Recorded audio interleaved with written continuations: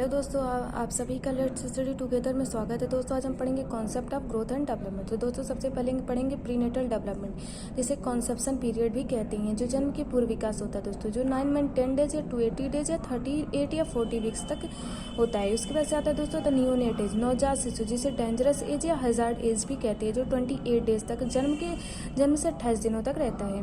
उसके बाद से आता है दोस्तों बेबीहुड या इन्फेंसी, किसी पेपर में इन्फेंसी या किसी पेपर में बेबीहुड के नाम से भी प्रश्न पूछ लिया जाता है। तो दोस्तों जो नियोनेट एज के बाद आता है, जो 28 डेज से लेकर 11 मंथ तक हमारा चलता है। उसके बाद से आता है दोस्तों चाइल्डहुड हमारा जो 2 से 12 वर्ष की उम्र में होता है दोस्तों। जो इसमें भी 2 एज होते हैं, एक अर्ली चाइल्डहुड, एक लेटर चाइल्डहुड।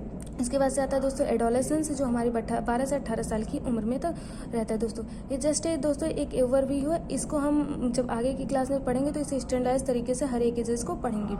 उसके बाद से दोस्तों आता है विकासात्मक मनोविज्ञान में विज्ञान के संपूर्ण जीवन काल का समावेश होता है। तो दोस्तों ह्यूमन डेवलपमेंट में हमारा संपूर्ण जीवन काल का समावेश है, क्योंकि दोस्तों हम human development prenatal to old age या एडल्टहुड तक पढ़ते हैं, और जो चाइल्ड डेवलपमेंट हमारा दोस्तों उसको हम इन्फेंसी, चाइल्डहुड, एडोलेसेंस, ये तीनों एज में ही हम सिर्फ इसे पढ़ते हैं। उसके बाद से आता है दोस्तों अकॉर्डिंग टू जेम्स ट्रेवर, बाल मनोविज्ञान की वह शाखा है जिसमें जन्म से परिपक्वता तक विकसित हो रहे मानव का अध्ययन किया जाता है दोस्तों। जेम्स ट्रेवर का कहना है कि हम बाल मनोविज्ञान को बर्थ टू मैच्योरिटी तक ही सिर्फ पढ़ते रहते हैं। उसके बाद से आता है दोस्तों according to Crow and Crow, बाल मनोविज्ञान वह मनोविज्ञान अध्ययन है जो व्यक्ति के विकास का अध्ययन गर्भकाल के किशोरावस्था की प्रारंभिक अवस्था तक रहते हैं दोस्तों। क्रो एंड क्रो का कहना था कि हम मनोविज्ञान को वहाँ तक पढ़ते हैं जैसे गर्भ कॉन्सेप्शन टू एडोलेसेंस के फर्स्ट एज तक पढ़ते हैं। फिर एडोलेसेंस के भी 3 एज होते हैं, जो pre tin, middle and later.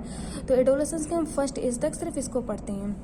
उसके बाद से आता है दोस्तों एरियाज ऑफ डेवलपमेंट, विकास के क्षेत्र। तो दोस्तों विकास के क्षेत्र है physical, intellectual, social, emotional and moral.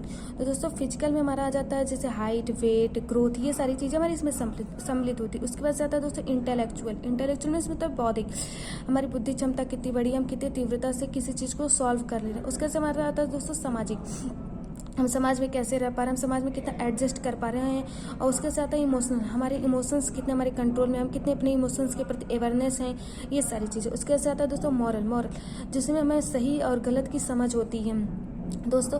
वैसे हम इसमें कहें तो 3 ही है, क्योंकि सोशल से ही हमारा मॉरल से ही हमारा इमोशनल जुड़ा होता ही। तो दोस्तों सोशियो इमोशनल इसीलिए इसे कहा जाता है, और फिजिकल और इंटेलेक्चुअल ये चीज़ें अलग होती है। तो दोस्तों आपको कहीं पेपर में दिया हो तो आप 4 टिक करें, और नहीं तो आप 3 टिक कर सकते हैं।